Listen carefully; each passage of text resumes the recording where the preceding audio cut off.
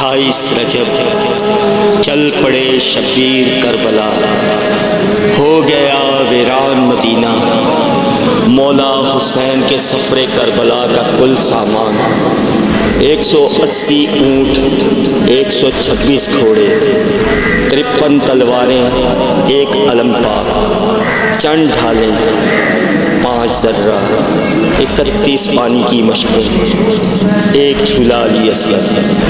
آل رسول کی سید زادیوں کا مدینے سے کربلا تک زندگی کا وہ پہلا سفر تھا جو 28 رجب سے 2 محرم یعنی 5 مہینے 5 دن مسلسل جاری رہا۔